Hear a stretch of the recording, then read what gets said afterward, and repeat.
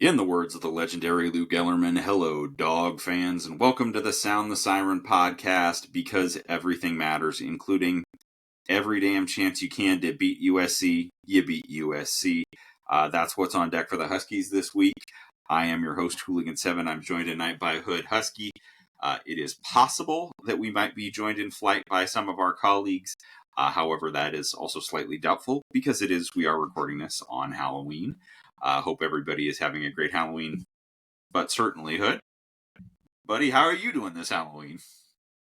I am doing very well. I'm too old for candy, and I'm also too old to be outside tonight, so I'm good, I'm solid. I'm inside. If you're too old for candy and being outside tonight, I'm doomed. Hey, man, I'm washed, man. I'm young, but I'm washed, So. But I've got. We'll get to it in our next segment. But I've got a little adult liquid candy. We'll just call it that. So yeah, we'll of course, as always, we are on Twitter, Instagram, and YouTube at Sound the Siren UW. Please subscribe and leave us a 5-star review on Apple Podcasts or Spotify or wherever you're listening to the show. If you're watching on YouTube, please like this video, hit that subscribe button to get notified when we post new content. We are working to also start doing a little bit of live streaming. So hopefully you guys, if you see that we're online and live, that you hop into the chat. That's something we'll greatly look forward to interacting with our listeners and viewers on YouTube. If you'd like to support Sound the Siren, you can do so at podcasters.spotify.com/pod/show/Sound the Siren pod UW/support. Without further ado, I mentioned that I had some liquid candy. We'll talk about beverages. I'll go first. And not drinking on the pod hasn't gone so well the last couple of weeks in terms of the results in the game, so I'm going to take one for the team. And I've got a lucky envelope collaboration with Watson's Counter Coffee Roasters. It's a Good Boy Coffee Porter, as usual, found at PCC, and I'm quite enjoying it. But Hood, what do you got tonight, bud? Man, y'all know how I get down, man. You know what I'm saying? Shout out to the listeners. I'm on that high quality H2O again. And I don't have it in a conventional cup again. But I might need to bring back, an actual drink as well, man. You know what I'm saying? Because it seems like we had a lot of good luck when, I was actually certainly the last couple of years when we were all getting look, getting our fluid on. I might have to do it, man. I might have to get that do it to it fluid, So all right. Let's go ahead and move into stupid tweets. I know you found one, so certainly feel free to take it away. Yeah, man. I'm not even gonna look at my phone for this one. But it's a little dog on dog crime. Washington Huskies football account on X, shouted out their Cali dogs. And they didn't mention Jordan Miller. I thought I had, the moment it did happen, I thought I had mentioned something, but just revisiting the TL today, just kind of saw, Buffy mentioned something. And, this isn't the first time that he's been omitted from these types of graphics or any type of Cali dog flexes. So we got to get that together. I don't know if there's a list of players that he's not on, but that was also a player that was drafted as well.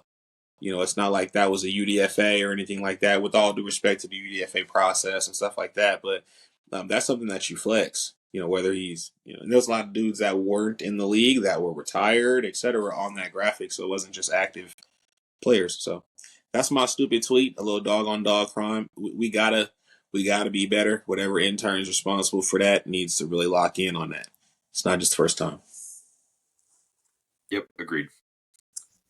Kind of, I would say, like any dog that made it to the league the last decade and change, needs to, obviously, if you did like every Cali dog, you'd need the wide scale panorama version of a graphic.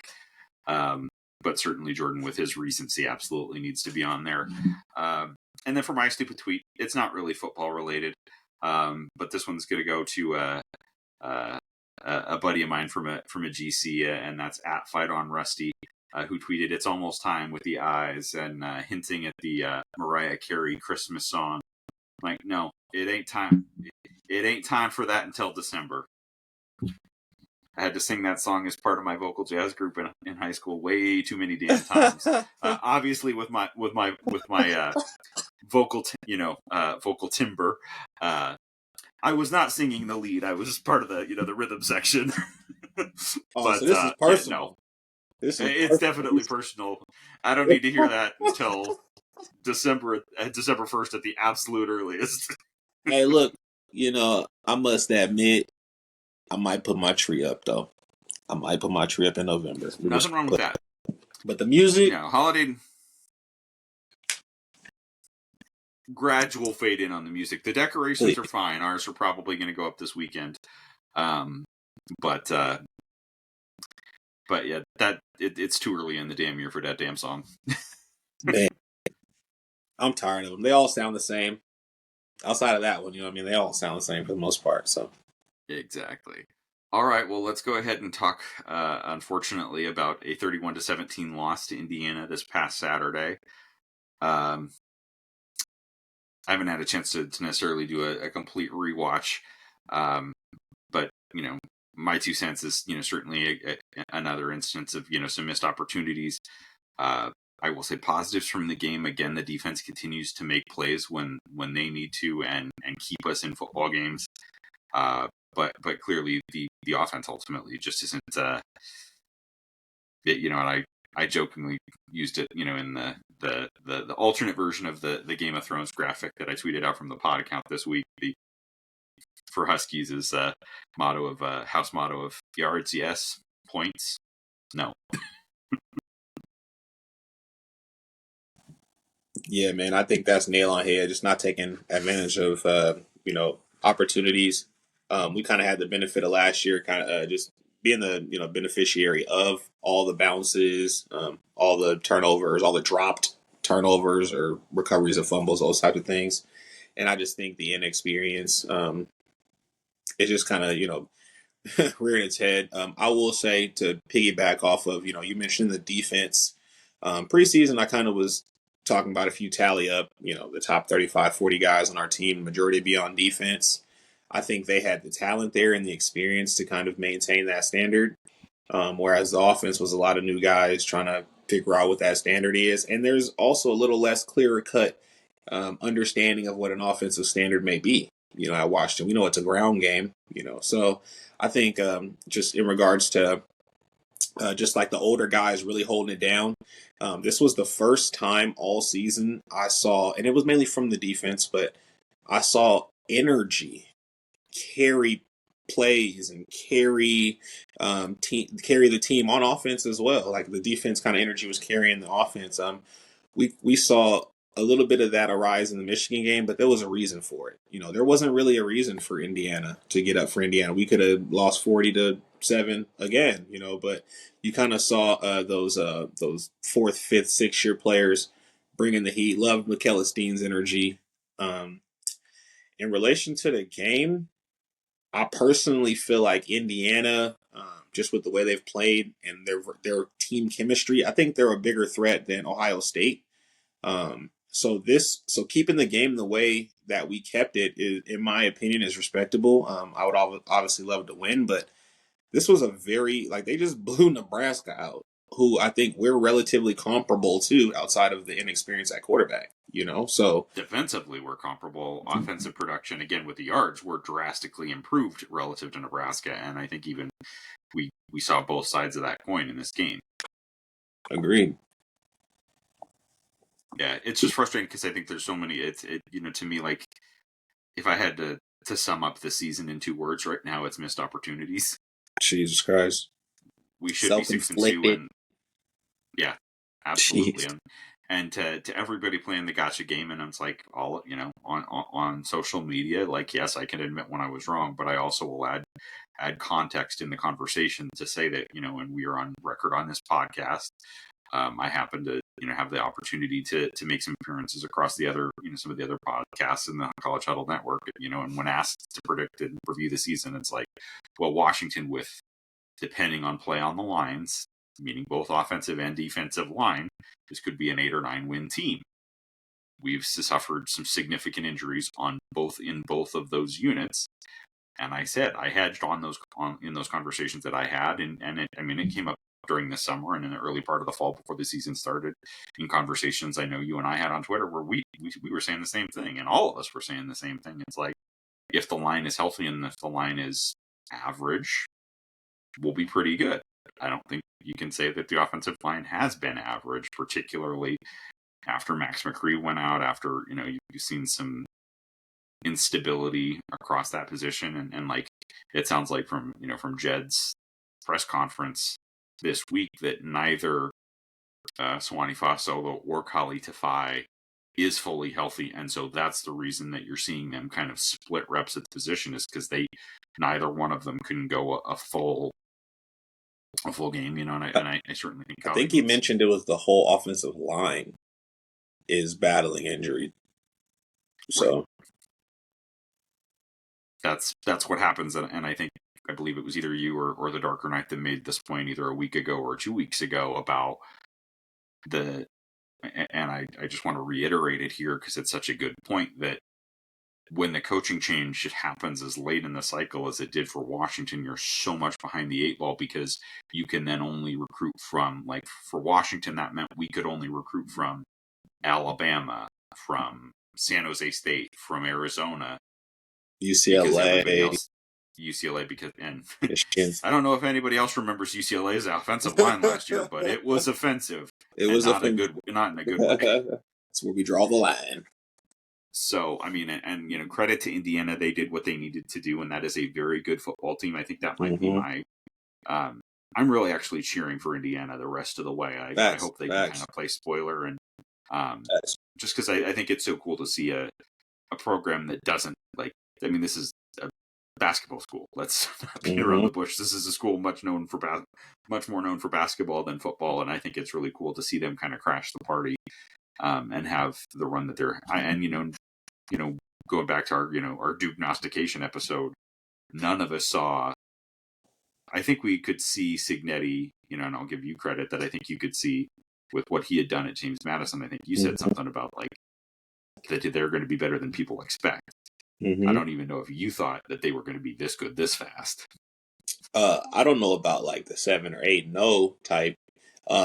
Two things I was definitely crediting was their schedule and then their player acquisition. They kept the majority of the better players there, while a lot of people transferred out. They kept a lot of their, especially skilled players. They kept a decent amount of those on offense, and then he brought in the best of the best from JMU. So I kind of saw that. But when it came to us, like, the main thing that I kind of was saying was I was really hesitant to have some type of like record prediction, just because I felt like teams like 3 through 12 kind of all could beat each other. And then also too, like, what Jed went through was unprecedented. Like, I don't think there's ever been a situation like this in the CFP transfer portal era, where a team has made it as far as we have, or even the CFP, or even maybe an NY6, and has had to replace their coach, having all the production leave on top of having to replace their coach. So having to hold on to players, having them leave, and then having to recruit a whole after January. I don't think anybody in the CFP era has ever had to deal with that. So, like, I think just... Other than the programs that did last year. Who? Other than the programs that had to do it last year. Who? But, well, I'm saying, like, that Michigan, like 3 of the 4 teams that were in the CFP last year had a coaching change after the national championship game.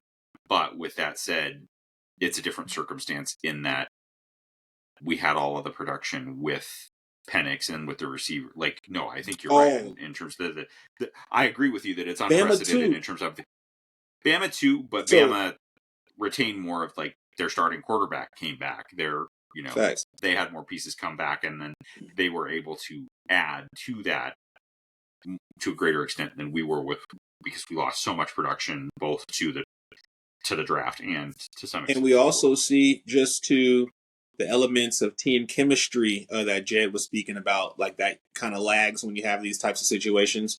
When was the last time Bama lost to Vandy? Bama's basically in a dogfight for the most part every single week now. And it's like, obvious that you can game plan for specific mismatches. We haven't been able to really say that, and they're Yep. huge mismatches. So I think there's just, in my opinion, a huge disadvantage for the teams that had to go through that. And for me, like, that's why I went into this situation with no expectations, but I wanted a maintenance of the standard. Like, I feel like the defense is definitely doing that, exceeding that. I think I just saw that. Man, I wish I pulled it, had it ready, but I think it was Pick Six Previews. I think his adjusted defenses has us at 10th in the country, or ninth or 10th in the country.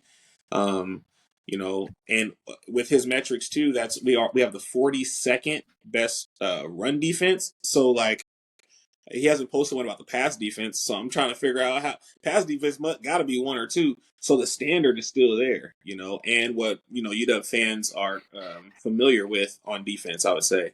Offensively, or man, sheesh. what we got from, or we it's a return to what we got familiar with during the Peterson era, and to some Mm-hmm. extent even the late Sark era on the defensive side of the ball.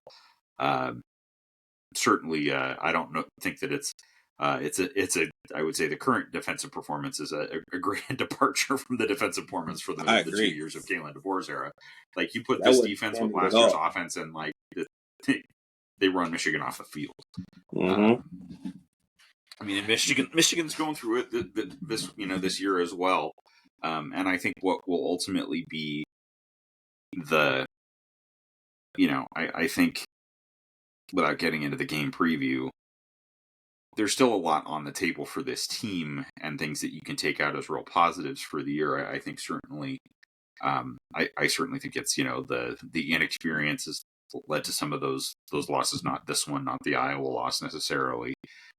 But it's why, again, kind of why those two, the Apple Cup loss and the Rutgers loss, are so, like, this team legitimately should be 6-2 if not for self-inflicted Mm-hmm. mistakes. Like, And you this is the outgained first Rutgers on time. the road by 200 yards. I think we've outgained every opponent too. Um, Yeah, and this is the I mean, first time granted, I've Indiana heard, was the closest by margin. We outgained them by 6 yards, but but still, I wonder if that's gonna break a record, like outgain every team and lose a certain amount well, of games. there are three other teams. There are two other teams in the conference that have done that, and they're undefeated. It's Oh, Indiana and Penn State. that's Well, ridiculous. no, it's not Indiana now, but it was going into this past weekend. Indiana and Penn State had outgained every opponent, and Washington had done the same, and we just aren't converting it into points. It's literally And just I like think execution, man. it's somewhat execution, but I also think to some extent, I'm not going to just say that, in saying that it's execution, that's largely on the players. I mean, yes, of course, at the end of the day, the players are on the field and they need to make plays, but I also think there's definitely been some instances, in my opinion, this year where the coaching staff is not necessarily calling the plays that are putting the players in I agree. the most likely positions to be successful. I agree. And that certainly is going to lead into some things that I'll have to say about what we need to do on this coming Saturday to be successful against USC. But certainly, and I said it, and I will say, yes, the athletic department did have a little bit of a stupid tweet in omitting Jordan Miller. I did like the Dubs referee picture, and certainly That was fun. one of the other. I'd say certainly the most competent ref that we've seen all year. Man, But I they will also say, hosing us. if there is a non-directed internally or pick thing to correct for UW about itself, the second interception in that game, come on now. Mm-hmm. How much? I mean, this is shades of the national championship game in Will Johnson all over again. Denzel was getting held for 4-5 strides. Yeah, it doesn't really make sense how someone can engage someone after 5 yards, uh, and then basically is like face guard hold it. Yeah, I don't get it, but it's been something that's kind of followed Denzel this year. It seems like refs are allowing people to kind of get away with two hand holds, Jaws kind of gets the one hand holds, but like people are allowing people to play physical with Denzel. And to be honest, you can see at certain times in games it does wear on him. Like you think like the Wazoo game, he was balling all game. Ton of targets. That was the end of the game. You know what I mean? So also too, when you're the only guy in your offense that at this point your quarterback trusts, like this was the first game Jeremiah Hunter was really getting fed, like fed. So About damn like time. about damn time when you're the only guy that you probably feel like your quarterback trusts you and Giles, and obviously I would say Kalecki now.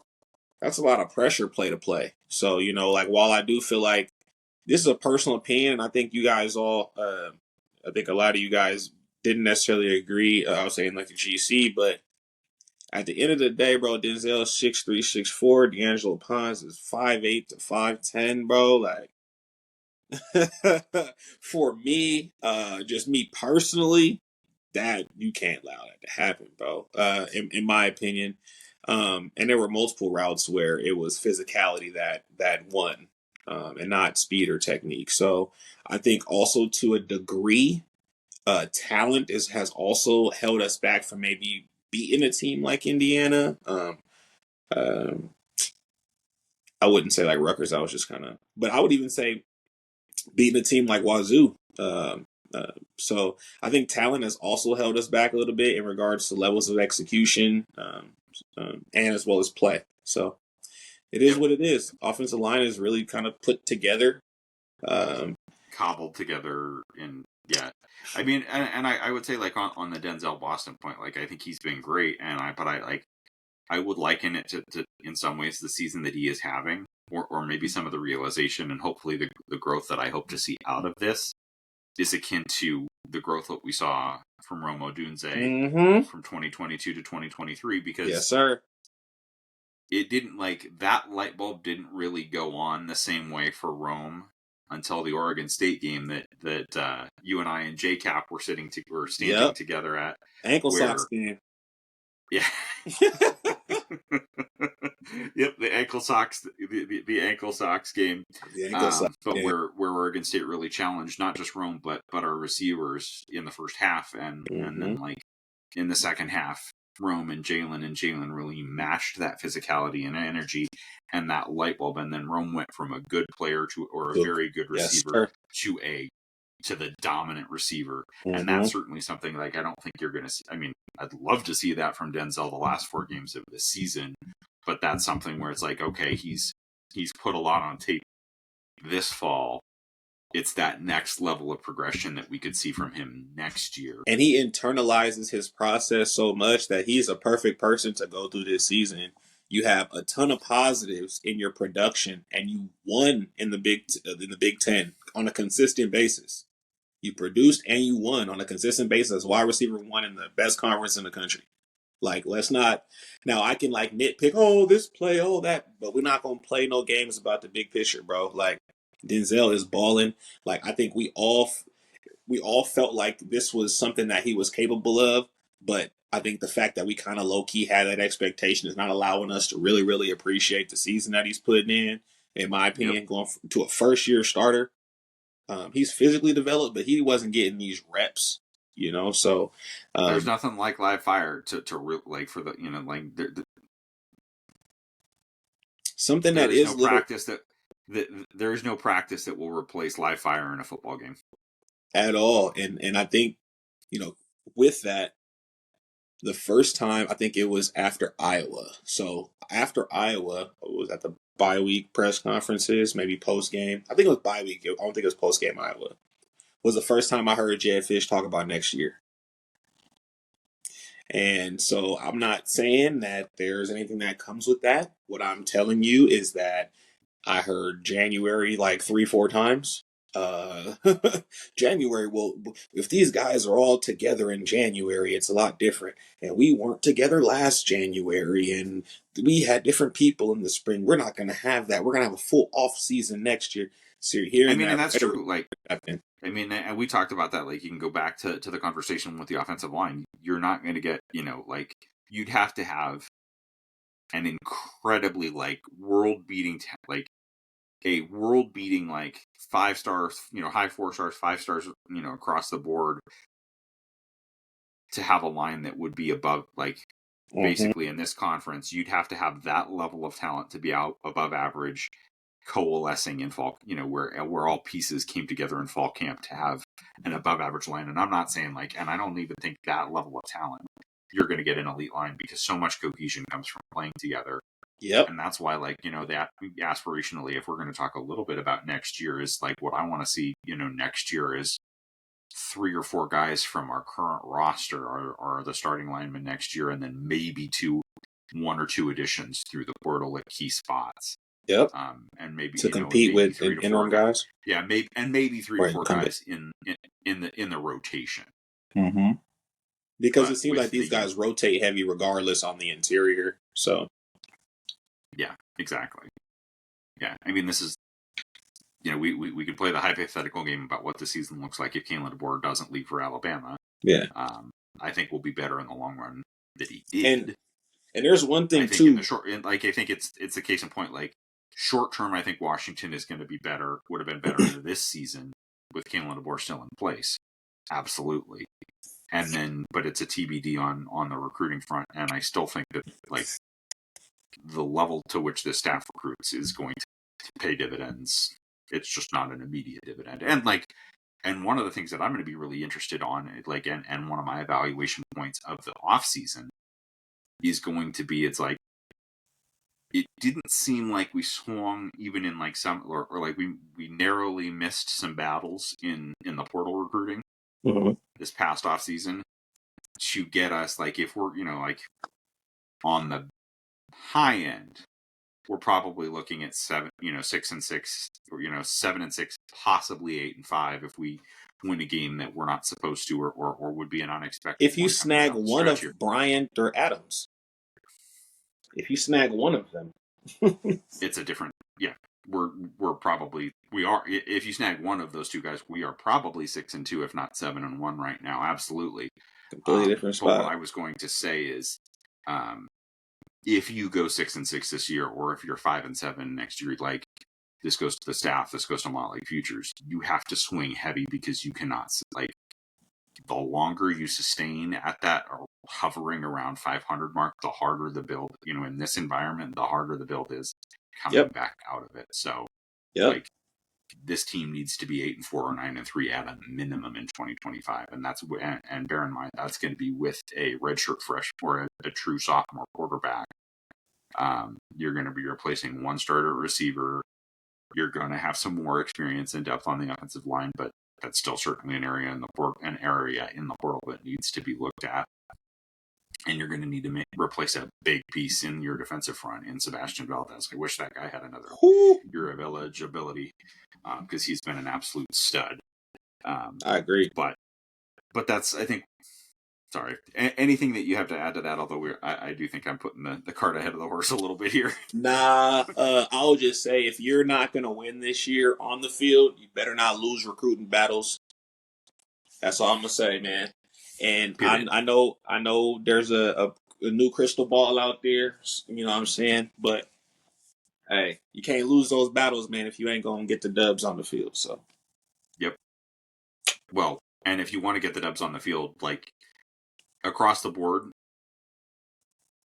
there's programs that we cannot lose to, or that we should that we cannot consistently lose to on the field or in recruiting.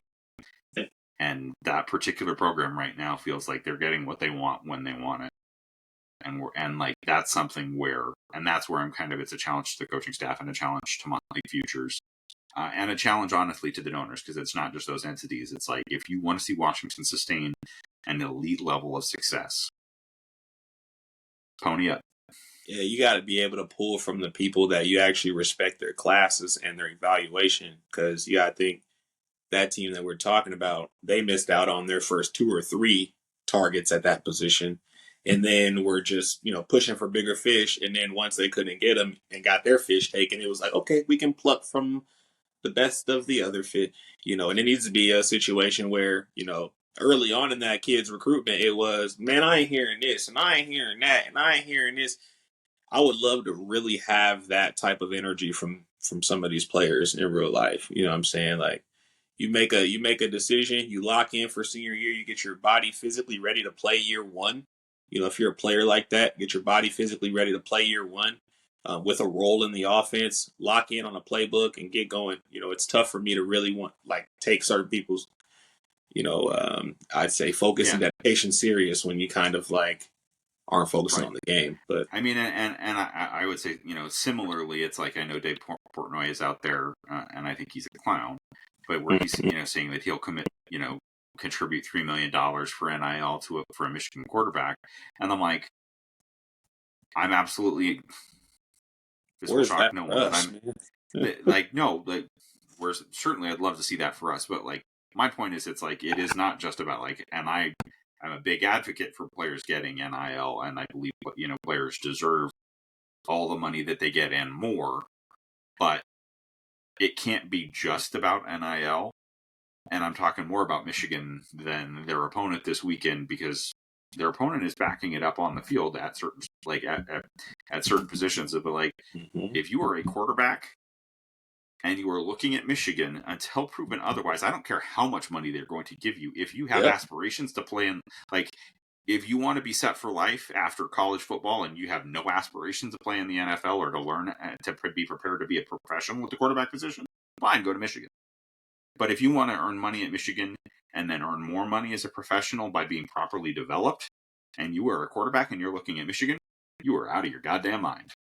I mean, we see even not even like bad fits, like as far as scheme wise, some are good fits and just go somewhere for the money. You know, like I really don't want to mention names, but there was a commitment to Arizona State last cycle. You know what I'm saying? Who was going places because of money and ended up in a whole different situation.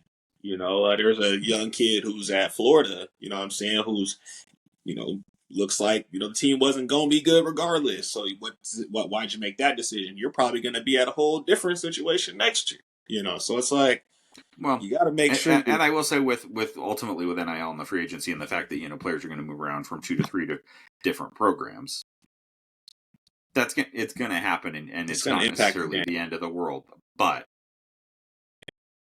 if you can find the right blend, and this is what as a staff and what Motley Futures and company need to sell, is like the blend of money now and development for later.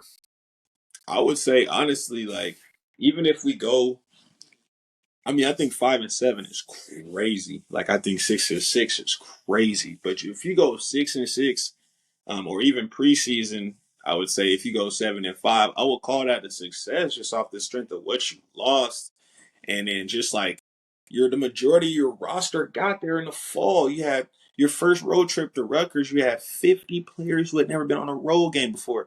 Once I saw like I knew the talent that was coming back, all that kind of stuff, and I really was advocating for the team talent because I was like, how are you guys giving Michigan this benefit of the doubt when they lost the same amount of production? So I had that argument there.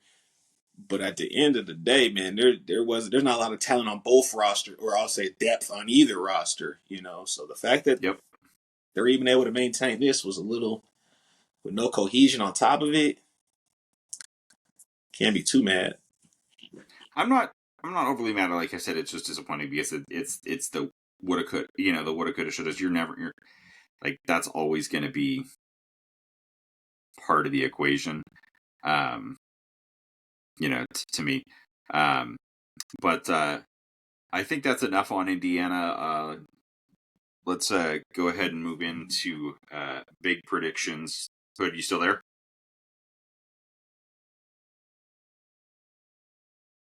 Yes, sir. Okay. Sorry, your camera went out for a second. So, quick update on the standings from our buddy JCap. Um, so we do have, and I'm not meaning to. I don't like tooting my own horn, but I guess I gotta, because there is a new leader on the season, and it's off of a 9-0 week. So my season mark is now 52-15. DJ went 6-3. He now trails by a game at 51-14. Hood, you went 7-2. You're now 45-22. You are tied with JCap, who went 8-1 last week. He is also 45-22. Darker Knight went 7-2 last week and is 31-16. So that is where the standings sit. Don't worry, DJ. I'm sure you'll have the lead, or somebody else will have the lead after this week. So let's go ahead and get in. I had a good week. I would have loved to have gone 8-1, and you know which game I wish had gone the other direction. Goodness, man, right? Jeez. But we've got a real big one to start off with. Why in the world this is on at 9 o'clock on Saturday morning, I don't know, but it's a hell of a way to start the day. And that is number 4 Ohio State traveling into Happy Valley to play number 3 Penn State. Ohio State is a road 3-point favorite, over under at 46.5. Real quick, I'll go through our colleagues' predictions. J Cap is picking Penn State in this one. And then we also did hear from our buddy Dog Process, and he is picking Penn State in this one.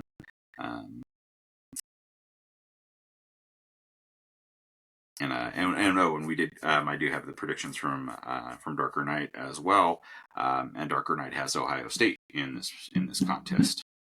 Who do you got?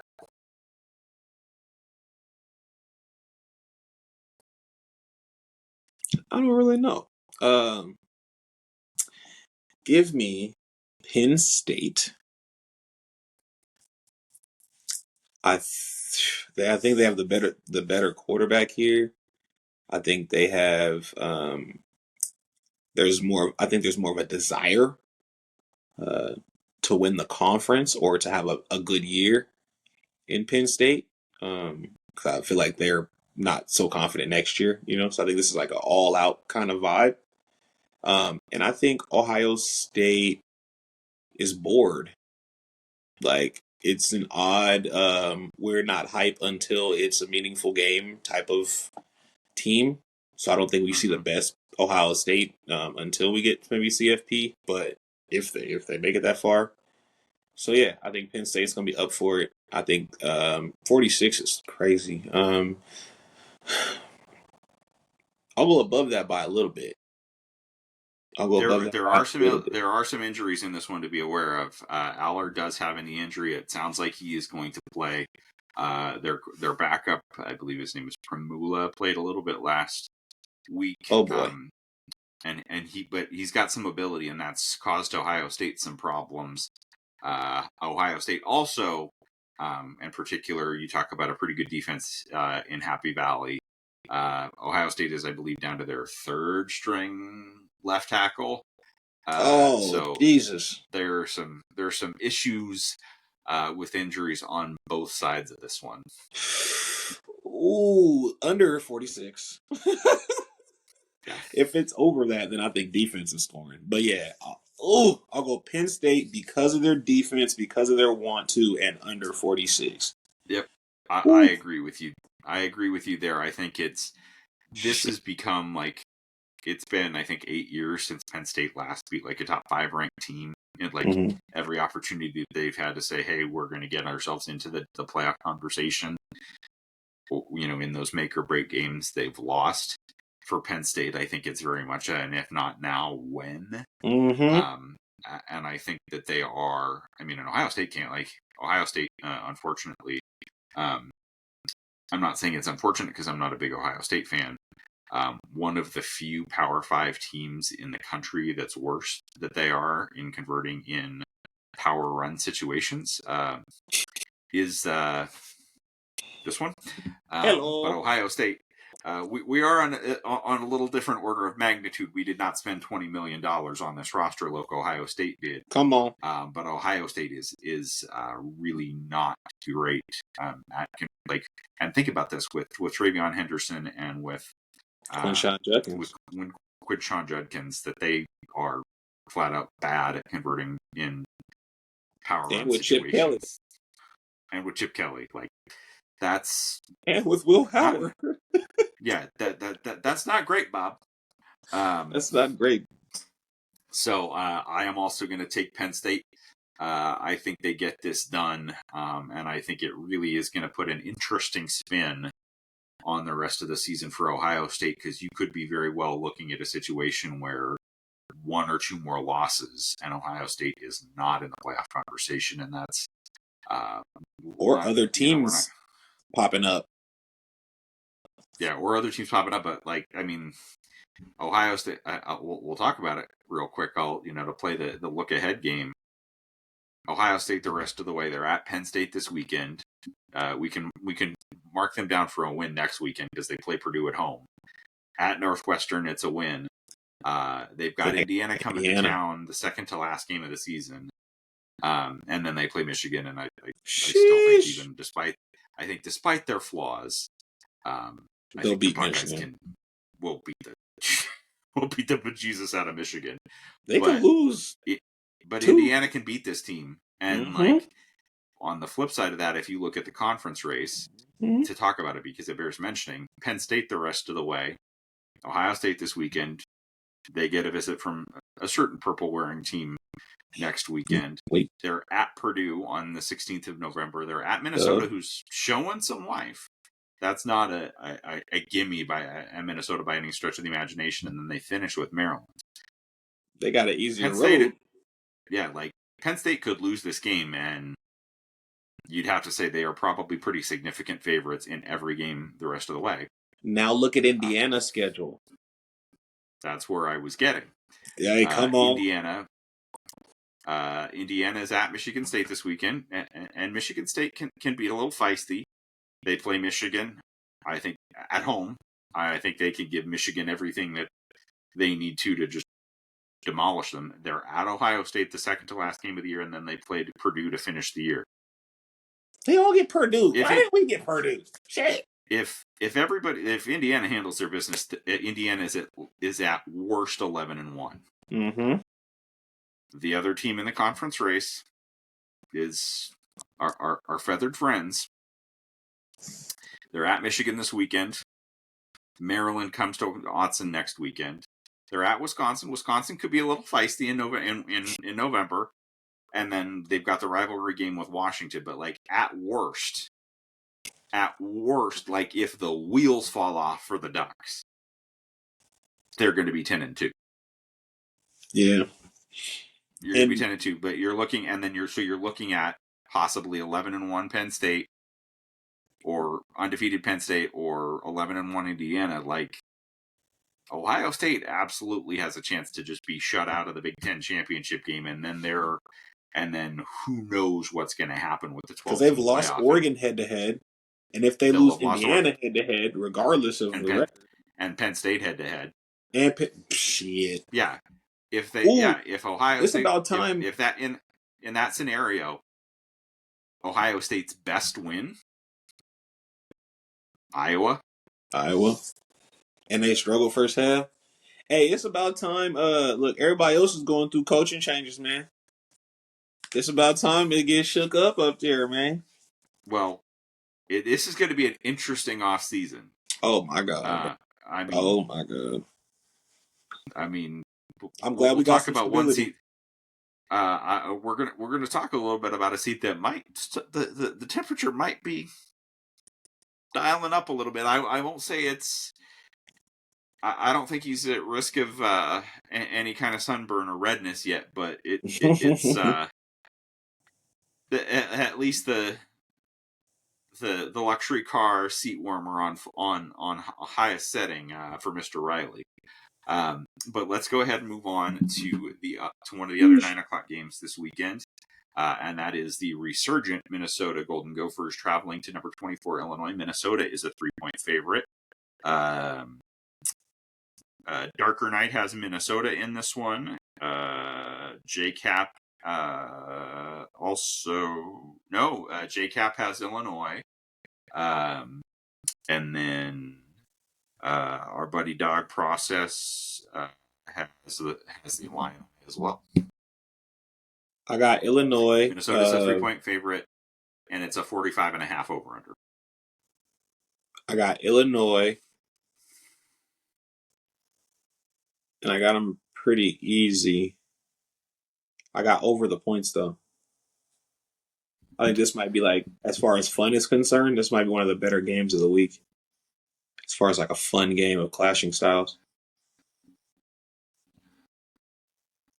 Roll them things. Oh, see, that I was think gonna make or break people's week right there. I think Minnesota's gotten some things figured out, and I think both it's a combination of that. Minnesota's gotten some things figured out. They've got some good skill position players with Darius Taylor at the running back position, with Jackson out wide. I think Receiver, he's Rosemary, nice. Coy Parrish, the true freshman safety, is a ball player, baller, bro. And I think that there is going to be a little bit, as much as I respect Brett Milam as a coach, and I think he is a good coach, I don't think the home field advantage at Illinois is all that intimidating. And I think that there is going to be a little bit of a hangover from the Illini just absolutely getting their smack. Here's your ass there from Oregon. Like, Oregon handed it home last week. That was a belt ass situation. All right, so let's. It wasn't. It was. I was gonna say I oddly feel like Illinois was at the time of the season where they were just kind of all like laboring through the week, and I think you run into Oregon and you're like, okay, well, this one's a little tough. Yeah, I'm not saying Illinois next week. Yeah, I absolutely think Illinois is capable of winning this game, and I think it's a touchdown game difference at most, probably. Minnesota got an identity. That's dangerous. Yep. And then the cheapest game, if you'd like to go see it, if you'd like to see a Big Ten conference game this weekend and you're in the vicinity of West Lafayette, Indiana, you have the opportunity to see Northwestern at Purdue for as low as $8. Purdue is a 1-point favorite. Over under is at 44.5. Dog Process has the home team Purdue. JCap is taking Northwestern, and Darker Knight is on the Boilermakers as well. Dang, man, Purdue suck, man. They ain't gonna win this game. Man, bro, I'm never picking Purdue ever again. I picked them and Indiana as my sleeper teams, and anyway, Northwestern, under 20 points. But I got Northwestern, man. Yeah, I'll agree with you there, and I'll say that it's the central, slightly northern, all western that beats the Boilermakers. The taxes and fees cost more than the ticket. Shout out Ticketmaster. Shout out, these ticket gouge places, man. All right. 12:30 on CBS. By the way, I forgot to mention networks. Penn State is on Fox. Minnesota, Illinois is on Fox Sports 1. Northwestern and Purdue is on the Big Ten Network. Why it's even being televised, I don't know, but it is. On CBS and Paramount Plus, the number 1 Oregon Ducks travel into Ann Arbor to play the Michigan Wolverines. Oregon on the road is a 14.5-point favorite in the Big House. Over under at 44.5. Real quick, I'll go through our colleagues' predictions. The Darker Knight has Michigan springing the upset on the Ducks. Dog Process is picking the Ducks, as is our buddy JCap. Hood, what do you think?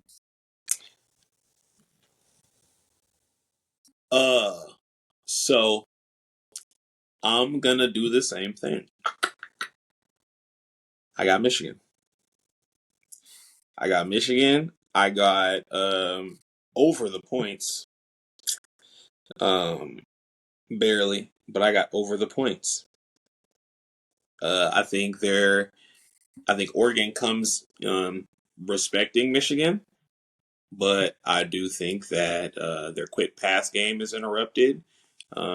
Yeah, I don't know. I think the length at corner and DB is going to be a little different, Yeah, they're going to have a problem with Oregon speed, but that's why I got over the points. But yeah, I think oddly, oddly, I don't know if you saw the body language in Michigan last week, but it was really like, aha, we figured this thing out, and now to what degree can you execute and what does that they, even mean, right? But like, I mean, it was the they first time all figured it. season they looked like they were like excited to play football, and it wasn't like thinking about 2023 or expectations. It was the first time all season kind of. So Don't get me wrong. I think it will be the funniest thing if that happens, and I will laugh my absolute ass off. And if that does happen, I think that it will take a huge day from Mason Graham, from Josiah agreed. Stewart, from Jashon Barham, from Kenneth Grant, and the defense will have to play like they will have to play their game of the year. Michigan does not have an offense.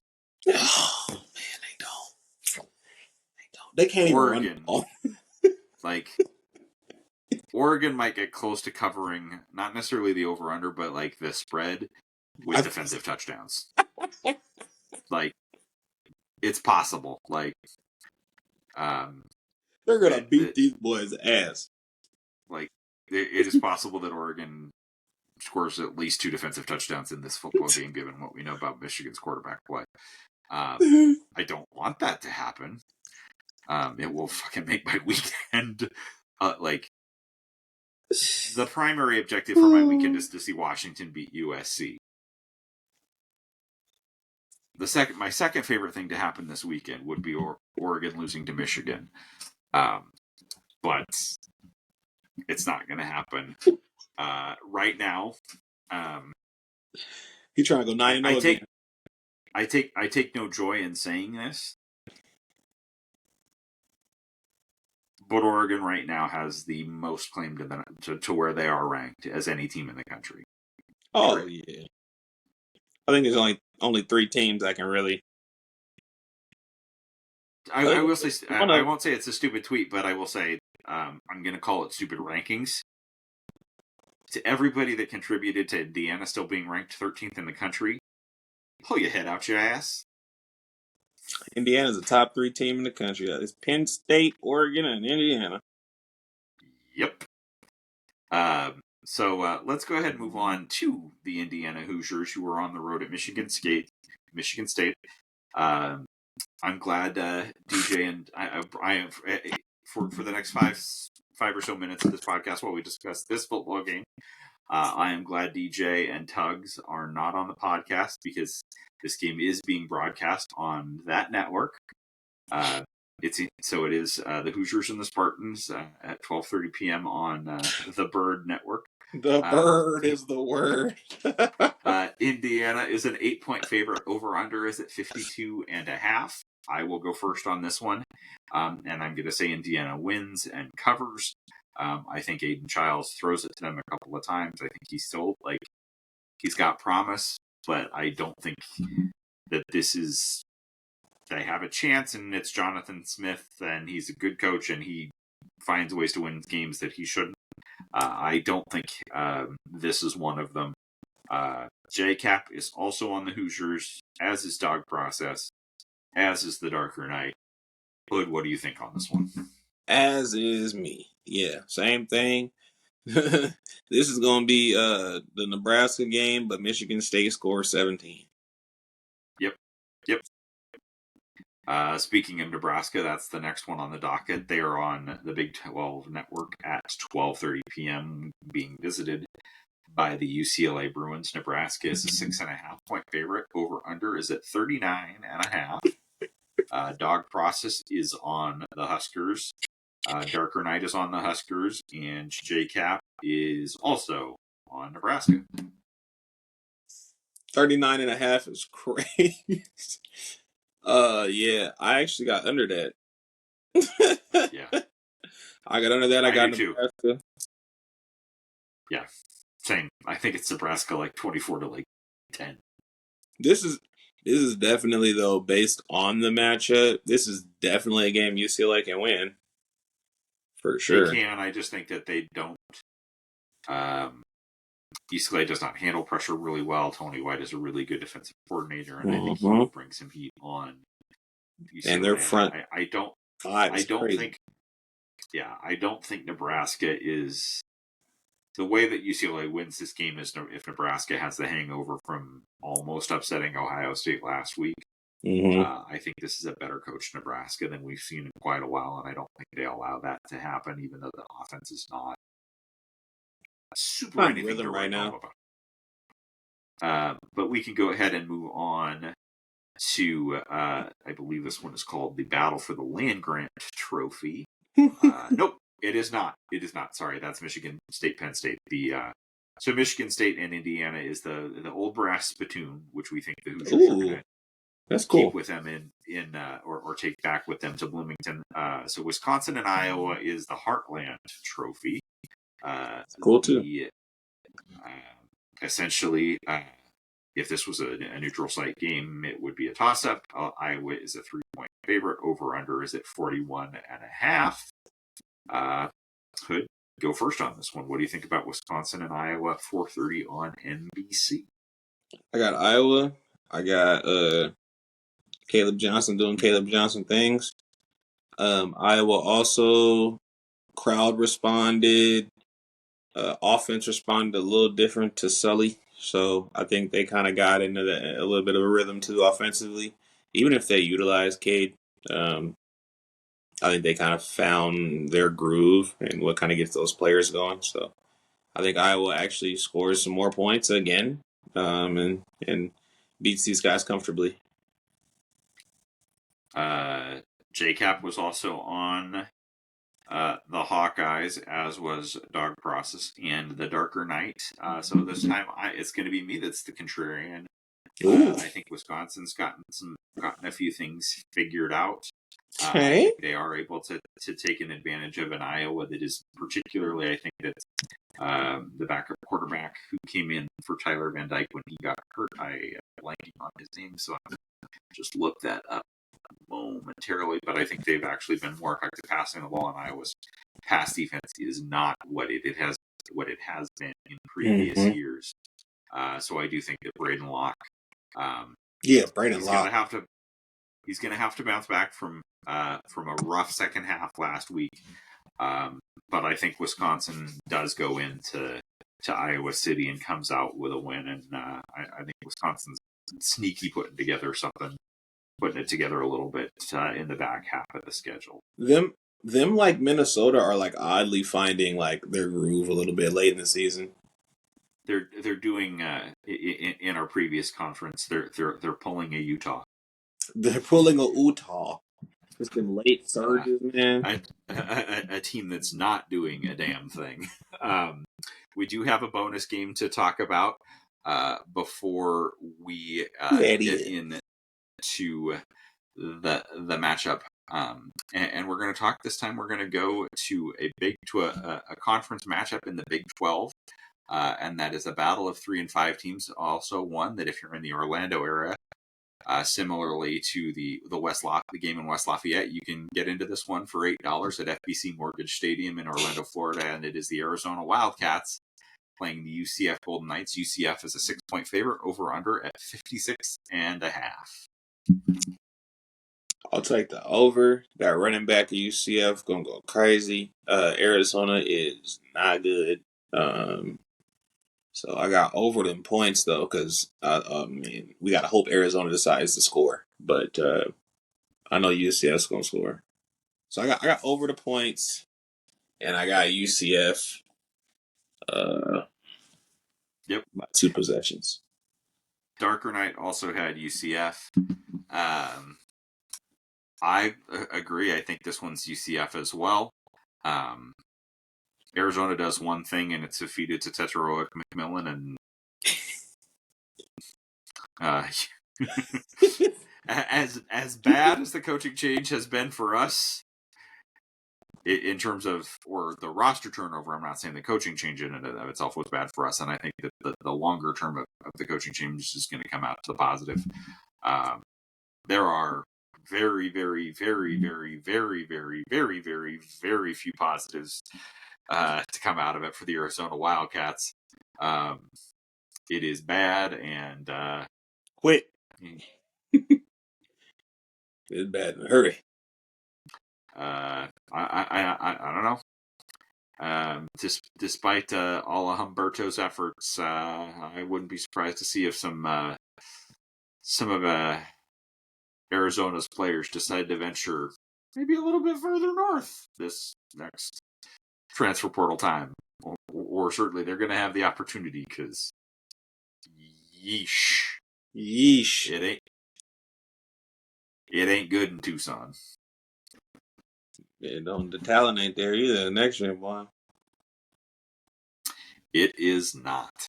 All right, let's get back to the main event for all of us this weekend, and that is USC traveling to Washington. Just quintessential Big Ten rivalry game.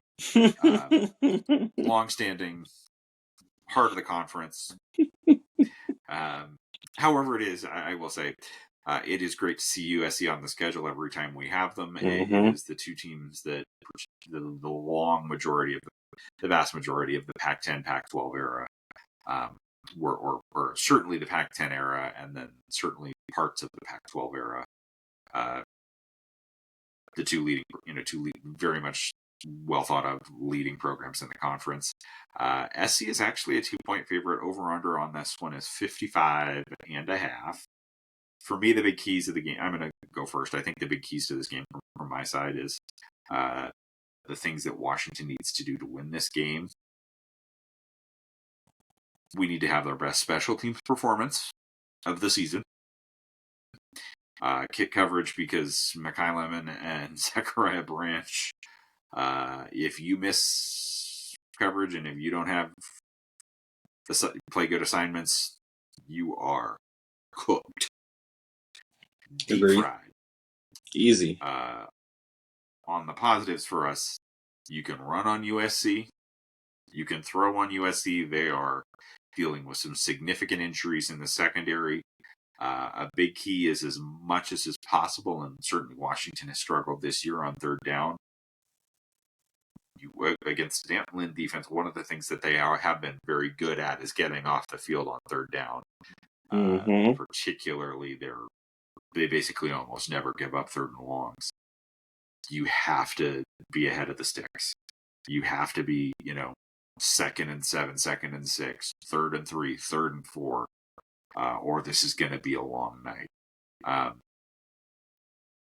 The other key, and I ultimately, in terms of USC's best path to winning this football game against Washington, is to really lean on Woody Marks and Quentin Joyner. That would require basically a philosophy and a personality transplant from USC's head coach and offensive coordinator, and I just don't see that happening. And I think that they're stubborn enough, and I think that their receivers and the quarterback are going to make plays. Facts. You're not going to completely shut them down. But I think Lincoln Riley is going to do what Lincoln Riley always does and tries to throw the ball 40 to 50 times this game. And I don't think that's a recipe for guaranteeing success against the Washington Huskies. Obviously, the number one key for the Washington Huskies from the Washington side is when you move the football, put the ball in the end zone. Score points. Agreed. But that's my starting insights. What do you think? I think nail on head, man. Like, I think at the end of the day, you got to convert when you have the opportunity to convert. I think similarly to Indiana, like one thing I said about Indiana game was it was going to really show me, in relation to the skill play, it was going to really show me if these DBs were really what, we thought they were early in the year. It was going to really show, I'd say overall our defense and what the ceiling of our defense was going to be facing, I'm not say the best offense, which obviously Indiana's probably the best offense in the country, but like versus these types of like elite versions of offenses, and I came away significantly impressed by the pass defense still. EJ obviously, got beat, but it was like one of Thad's best games of the season. Prysock had a really good game, had a really above average game as well. I think this is very similar. I think this is another, this is obviously it's a Pac-12 matchup, but this is another one of those skill player games where the trenches will rear their heads every now and then when one team decides to run the ball or has a defensive stop. They'll rear their head or like a goal line stand. They'll make impact plays and have impact moments, but I think this is going to come down to the skill play. I know what I'm going to get from our DBs. I know what I'm going to get there from their receivers. I think the flip version is going to be what determines this game. Our running back, our wide receiver, our tight ends versus their safeties, linebackers, and corners. I think that's going to be what really determines the game for us for sure. Yep, I agree. And I think the big thing is like, certainly I think one of the big parts of that is like, I think I like the matchup of our defensive backs against the receivers. Mm-hmm. For the most part. Let us play. Please. Let us play. The defensive front will, even with Durfee out, is going to have some opportunities to get home or to disrupt. Miller Moss, he's been pretty good moving off the spot, but I think one of the encouraging signs that we saw last weekend in terms of, and led to some of the, like, and Indiana was still able to run the ball. But I think, it was something that we discussed. I think we saw a bit of a different Carson Bruner last weekend than we'd seen in the previous weeks. Like, I think agree. The bye week came at a big, and so like, I think that's going to be a real, to me, that's a real big key in this game. Because with what SC has with Woody Marks and Quentin Joyner, you have to have a good game from Carson Bruner. Again, we talked about assignment football and responsibilities on kick return. Same thing in the running game. You have to be disciplined because they've got the ability to create explosive runs with a cut and go. Again, this is a game where I want Jonah Coleman. Jonah Coleman has to have as many touches in the running game as he had last weekend. Adam Muhammad needs 7 or 8, and Cam Davis needs a handful. Like, one of the biggest ways that you can kind of continue to have, where you will enable your defense to have success against SC's offense, is to play, honestly, a little traditional Big Ten football. Come on. And just run it. Like, set up, play action. Like, you can run on these guys. Do it. Like, I said it last week about how we really needed to, play Big Ten ball with Indiana. And I think this is an opportunity, that is our MO, man. We are run the ball, play defense, and I think last week, or at least we need to be. I think traditionally, like, if you look at what we're known for, like, we fit absolutely. Fit the Big Ten, culture for sure. And like, I just want to lean into that. Now, I will say last week, I feel like everything fans said to do or try or anything all season, the staff tried. And it was like, well, here's a pick 6. Here's a PI, that's a pick.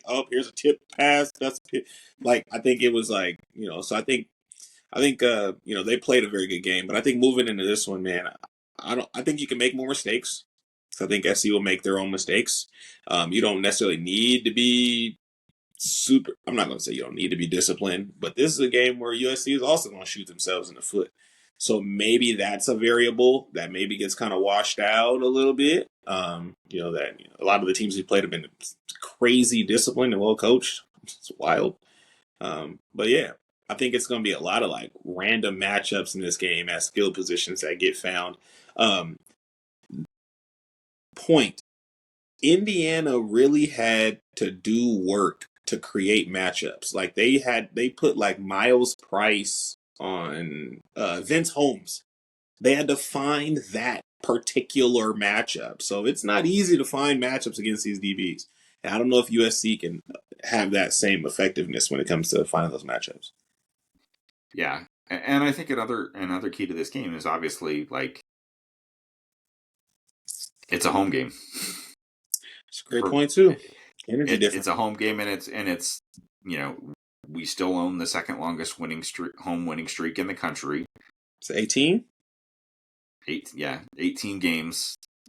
let's keep that rolling. Again, and I'm going to tee this one up for you. When should the crowd start making noise? Bro, make it all the time, but preferably when they're in the huddle. Because there's 2 key points in the huddle when they're trying to communicate the play and at the line of scrimmage when you're trying to interrupt communication and interrupt the cadence, quarterback's cadence. Or any audibles. They now have microphones. Make sure the QB is doing this all game and can't hear nothing. Por favor. Yep. And I will say in the conference, I believe that it's the home teams have a 75% winning percentage. In the conference, right? Yeah. So it's homecoming. Again, it's a homecoming game. Nate Robinson is going to be the honorary captain and is going to sound the siren. Charles Mincy is the Husky legend. Husky fans, I know it has not been the season that we wanted or hoped for. I don't think anybody expected us to be in the playoff conversation that had any realistic expectations. But this is still college football. This is still special. This is still a Saturday on against a team that it means something every damn time we beat them. Bring it this Saturday. Going around to our colleagues, JCap is picking UW. Dog Process is predicting a USC win. Darker Knight is on the Huskies. No surprise there. Yeah, I know, right? I'm going to be honest. Or go ahead. You go first. And then we'll go first? Okay. I'm literally respecting home field. Like, that is it. I think neutral field. I think in LA, I don't know how close this game is. I think being home, no different than like being on the road. I'm not going to bet against us. Whereas on the road, I think I'm always going to say we take L's. I got UW, and I got them right underneath the points. So I got 27-24. I was trying to figure out, like, so does USC get 3 touchdowns and a field goal? That's, or does Washington get 3 touchdowns, 2 field goals? The last field goal is we don't score a lot of touchdowns. We get to the red zone and we get a lot of like field goal opportunities. So in my head, I'm like, well, we're going to have 1 or 2 touchdowns at minimum. USC is liable just to have some like they're not a good defense. Okay, let's give us an extra one. And then it's hard for me to be like, Grady's going to make every opportunity down there. So he might go 2 or 3, and, that go up 27 is for the game, so that's where I feel like it's a not a defensive struggle, but like ugly ass offense.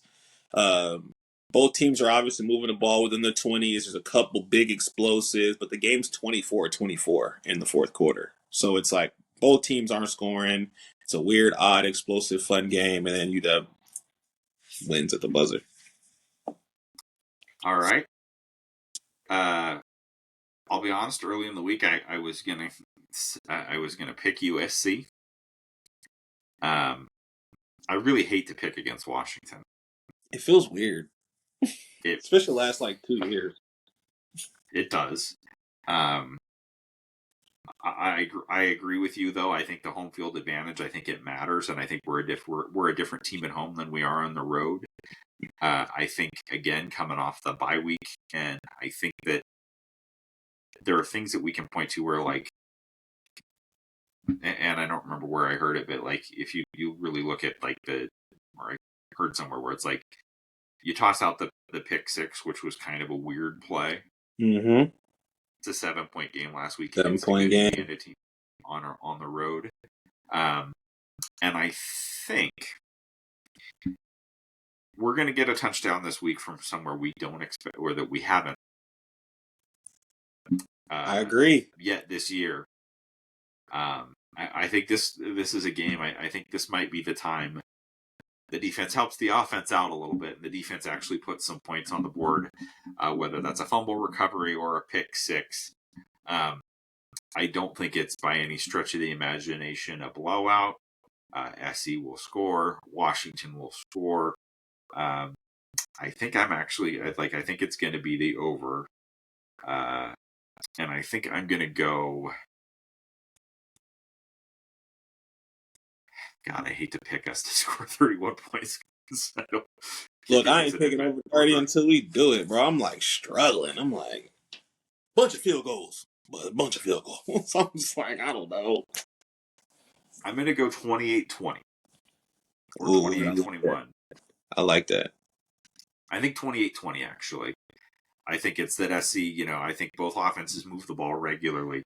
And I think we have some opportunities where we hold them to field goals in the red zone. And then I think, honestly, probably somewhere in the mid game, probably potentially at a situation in a situation where SC is leading and has a chance to really stretch a lead is where that turnover and touchdown comes and it flips the momentum of the game, gets the crowd kind of back into it. So I'm going to pick Dogs 28-20.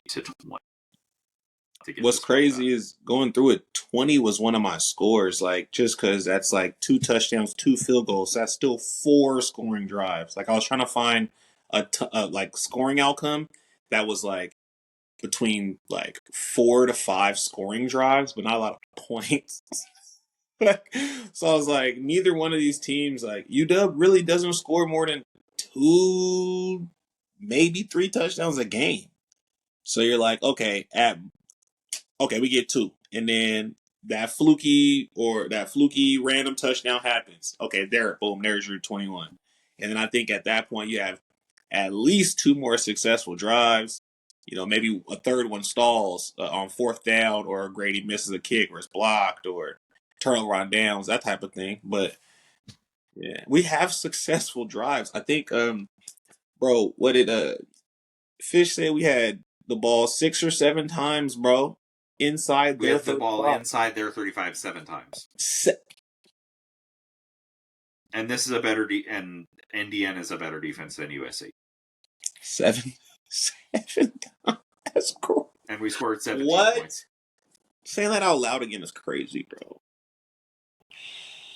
Anyway, you just a top 10 defense, but in a number of metrics, a top 10 defense in the country and offense.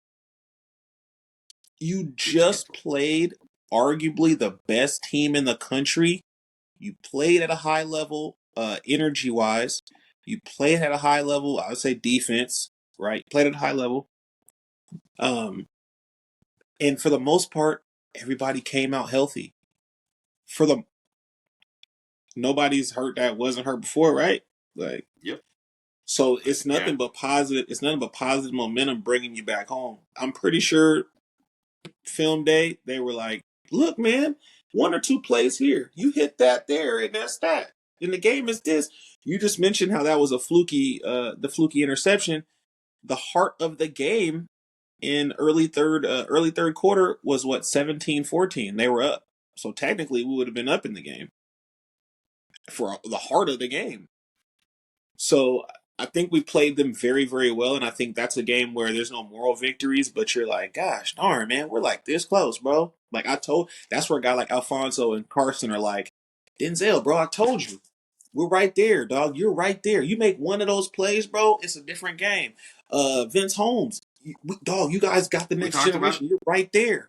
Make a play on this. We talked about it 3 weeks ago. We were this,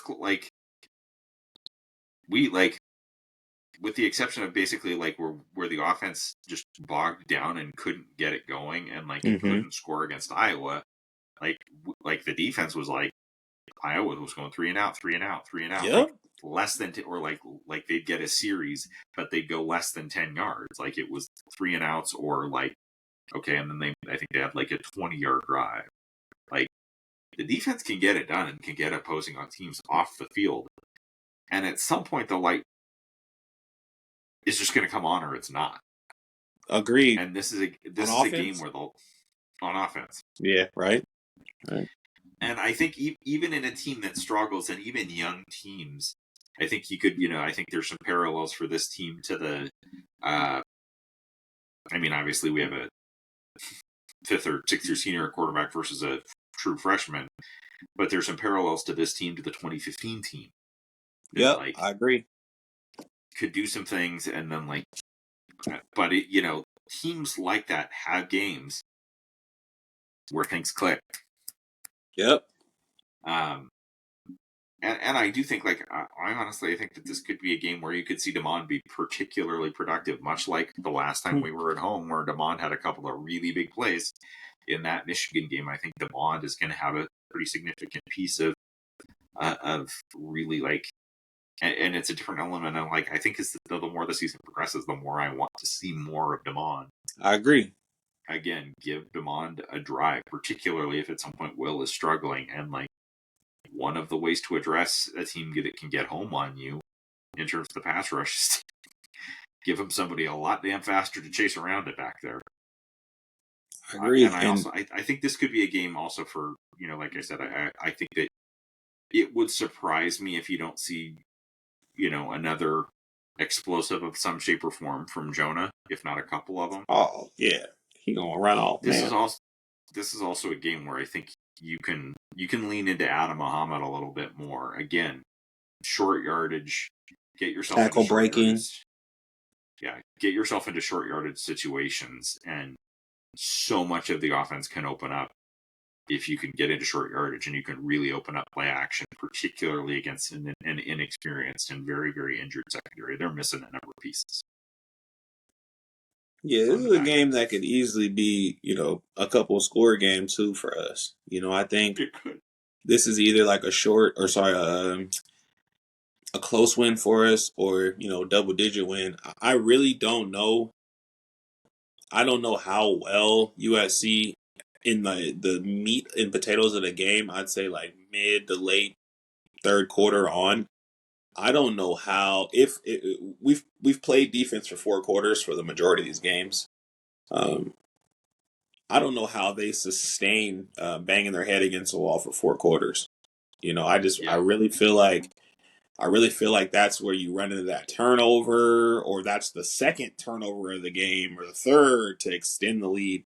I really do feel like the vibe of this game is like we can really prove a point. There's still that element of like we're familiar with this team more than we're familiar with the other teams. So even if this team is better than Rutgers or better than Wazoo, it still has more pageantry to it. You know, it's still the big game. It's still the West Coast game. You know, so there's still that. I mean, motivation. Yes, they blew out Rutgers. They blew out Rutgers at home, and we lost to them on the road. But we outgained them by 200 yards, and they were playing a much more banged up Rutgers than we did. But the other piece of it too is, again, kind of going back to my original point, USC's path to a comfortable win against Washington is to basically pull on Iowa and just pound the ball, pound the ball, pound the ball, pound the ball, pound the ball. Too stubborn, to your point. This is Lincoln Riley. Too stubborn, bro. To your point. That ain't who they have on the headsets. Nope. That's not. You that's say not run who they. It or gun it. Got you. Shotgun. Okay, gun it. No. And I don't even think they running backs are even like you were Joyner. I like Joyner. I like his potential a little more. But Woody ain't really impressed me as much as I thought, you know, him coming from Mississippi State, him taking Dylan Johnson's job. Like I kind of was like, oh shoot. Off-season portal, Woody Marks went to USC, and then watching him play, I'm like, for one, they don't even know how to use him or his ability for the most part. They kind of just recently figured out a niche for him in the last 2-3 games, like for him to really make a big impact. But like, running backs haven't really, other than Caleb Johnson, like Kyle Monungai struggled. Michigan's running back struggled. Had a couple of big explosives in key situations but he had to work. He had to work for that. Ellison had 30 plus carries. Like they had to work for that, and that's not what Lincoln's gonna do. Hand the ball off 30 times. It's not happening. So, yeah. And one thing that I will say, we talk about short yardage. We haven't been particularly good in short yardage running the ball. What we have been, I will give an immense amount of credit to our defense in goal line situations. Oh my goodness. that, though, every single damn player on the defensive is bowling the puck up. Dude, I watched. So what made me think about it Respect. was playing back our episode, and I mentioned how Indiana had 28 rushing touchdowns. Now, I thought it was just me talking shit about UW. I didn't know that was like tops in the country or close to tops in the country. And it was 28-5. We had 5. So in my head, I'm like, with the way Jonah's been playing, how do we have 5? So I went back this week and just kind of watched all the games, just watched Jonah's impact. One thing that is odd about this offense is even our explosives outside of maybe that post curl or that snag that Denzel ran versus Rutgers and took to the house, we haven't had a lot of those. Like we might get yak and get 5, 10, 15, 20, or Jonah might have an explosive. I think 2 games ago, Jonah was leading the country in like 15 or 20-yard rushes or something. So I we're think he getting still is pretty explosive. close. They're not going for touchdowns. It is Yep. the weirdest, flukiest fucking offense. Jonah will have a 50-yard run and you're at the 25. Yeah. Or we'd have a big shot and we're at Our explosives are the microcosm of what our offense does. That we go from 20 to 20 really damn well, and our explosives go from 20 to 20, and then shit. And you can see too, like I was given this, because the first 3-4 weeks we're talking play calling, and then randomly I got a text from somebody I trust, like a skill evaluator, and the person was like, X, Y, and Z at receiver made a mistake here on this play in the red zone. XYZ lineman and receiver made a mistake here. And so the point was, these are like personnel issues and like execution issues in the red zone. And like you still see the same like execution issues in the red zone. So it's like, are you really drilling these things, or like do the players start getting nervous down there? But like they're so comfortable within the 20s. Our team feels super confident. You can see the O-line blocks different in them 20s. As soon as them boys get down, them boys allergic. I don't see no pollen outside, but them boys is struggling. I'm not gonna make the reference that just came to my mind. I'll tell you after in the post show. I'm not gonna go there. We've had a relatively We've been good. Staying in the pocket tonight on the siren. We're gonna stay in the bird pocket. Almost got you, bro. Colorful bird almost got you, but we kept all right. it. Any final thoughts tonight, sir? Nah, man. Beat USC, man. I'm trying to be on that Trojan pack back-to-back years. You know what I'm saying? It hit real well in LA. So. Yep. All right. Well, I know a number of us are going to be in the stadium this Saturday night. Yeah. If you see us, say hello. I will have in my clear backpack. I'll have some Sound the Siren stickers if you want one.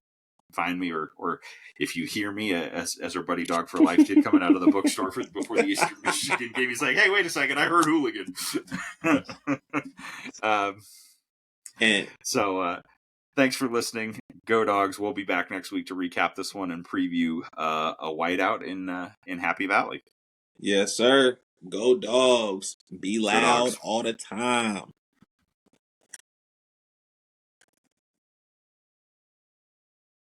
And in the interest of full transparency, I had a brain fart. We did stupid tweets. We got into the game preview. We did beverages, and we finished our game preview, and then I realized we haven't done Husky Couture. And really, this week there is only one thing to talk about.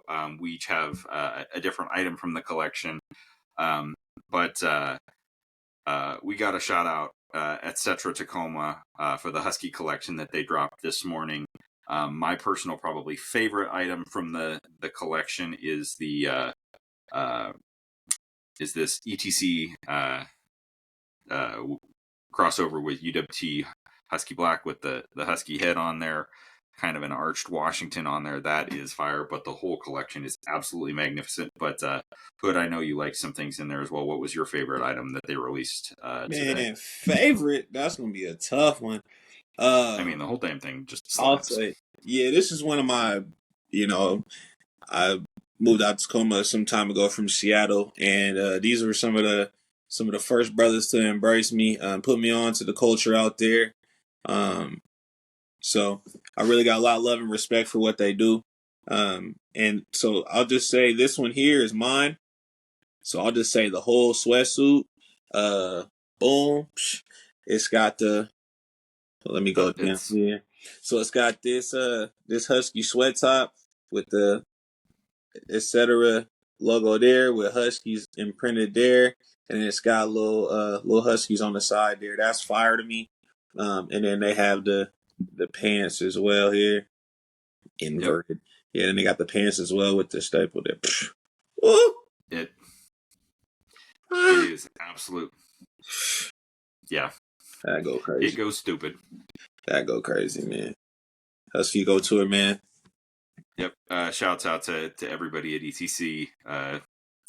GC, thanks for the sneak preview in the GC. Come on. Um, it's depending on what's left when some of that holiday gift comes in.